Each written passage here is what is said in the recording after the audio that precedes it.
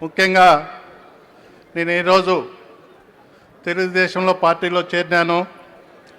ముందు 1994 నుంచి 99 వరకు నేను చంద్రబాబు గారి నాయకత్వంలో తెలుగుదేశం పార్టీ శాసనసభ్యునిగా ఉన్నాను. తర్వాత మా లక్కిరెడ్డిపల్లి నియోజకవర్గం డీలిమిటేషన్ పోవడం వల్ల రాయచోటిలో నియోజకవర్గం రావడం వల్ల ఆ రోజు నుంచి నేను పార్టీకి దూరంగా ఉన్నాను. అయితే 99 తర్వాత రాయచోటి నియోజకవర్గంలో వైసీపీలో చేరి దాదాపు 20 సంవత్సరాలు వైసీపీ పార్టీకి సేవ చేసినాను.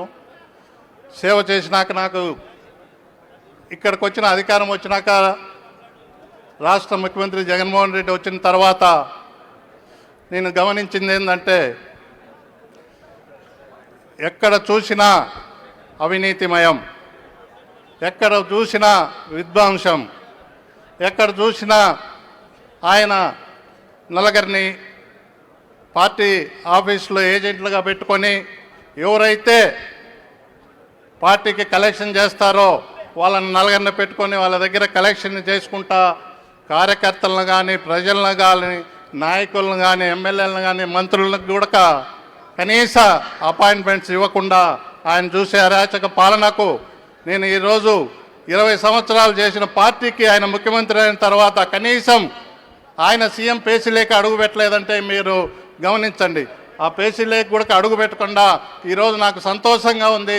ఈ పచ్చ జెండా కిందికి మళ్ళీ తిరిగి వచ్చినందువల్ల నాకు ఈరోజు మళ్ళీ చంద్రబాబు గారిని ముఖ్యమంత్రి చేయాలా, అటువంటి ముఖ్యమంత్రి మనకు అనవసరము అని చెప్పేసి మళ్ళీ చంద్రబాబు గారిని ముఖ్యమంత్రి చేసుకోవాలని చెప్పేసి నేను మళ్ళీ ఈ పార్టీకి పచ్చ జెండా కిందకు వచ్చిన దానికి ఈరోజు నాకు చాలా సంతోషంగా ఉంది. ఇక్కడికి వచ్చిన మరి పెద్దలందరికీ నమస్కారాలు తెలియజేసుకుంటూ, ఇక్కడికి వచ్చిన కార్యకర్తలందరికీ నమస్కారం తెలియజేసుకుంటూ మనం మరీ ఈసారికి చంద్రబాబును గట్టిగా మనం ఫైట్ చేసి తప్పకుండా ముఖ్యమంత్రిగా చూడాలని మీరందరినీ కోరుకుంటూ సెలవు తీసుకుంటున్నాను. సభకు నమస్కారం. 150 175కి ఎన్నండి 25 వదిలేసాం. అవతల పార్టీకి ఒక 25 వదిలేద్దాం. మనకు ఖచ్చితంగా ఈ ఎన్నికల్లో మొత్తం 175కి 150 సీట్లు మనం సాధించి తీరుతాం. రాజకీయ ప్రపంచం ఇవాళ నడుస్తుంది.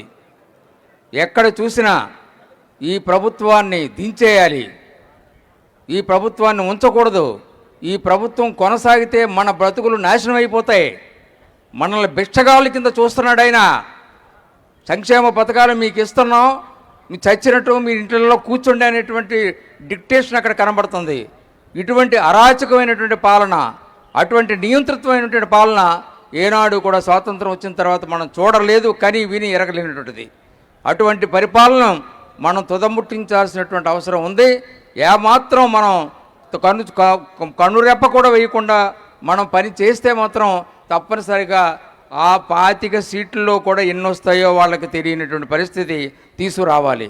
కాబట్టే దేశ రాజకీయాల్ని, రాష్ట్ర రాజకీయాల్ని దశాబ్దాల పాటు శాసించినటువంటి మన నాయకుడు చంద్రబాబు నాయుడు గారిని కావాలని తప్పుడు కేసులు పెట్టి వారు హింసించారు. ఆ ఫలితాన్ని వారు అనుభవిస్తారని చెప్పేసి నేను తెలియపరుస్తున్నాను.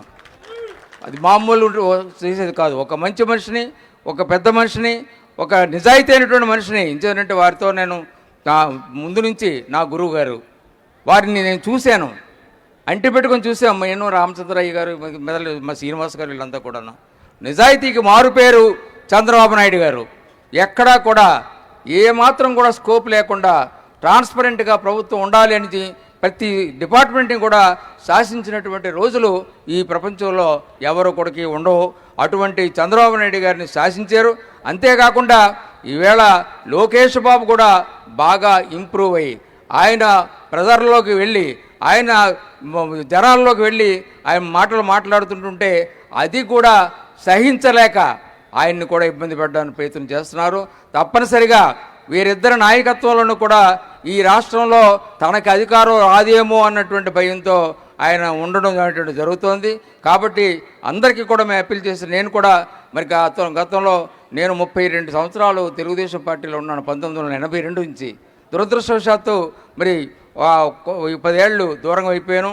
ఈవేళ అటువంటి సంఘటన బాబు గారికి జరగడంతో నేను మా కుటుంబ సభ్యులందరం కూడా చాలా బాధపడి బాబు గారి చెంతకు చేరి బాబు గారికి అండగా నిలబడాలనేటువంటి ఉద్దేశంతో ఈవేళ పార్టీలో మళ్ళీ మీ అందరం కూడా చేరడం అనేటువంటిది జరిగిందని మీ అందరికీ మనవి చేస్తూ, మరి తప్పనిసరిగా చంద్రబాబు నాయుడు గారిని ముఖ్యమంత్రిగా చూసేటువంటి రోజులు వస్తాయి.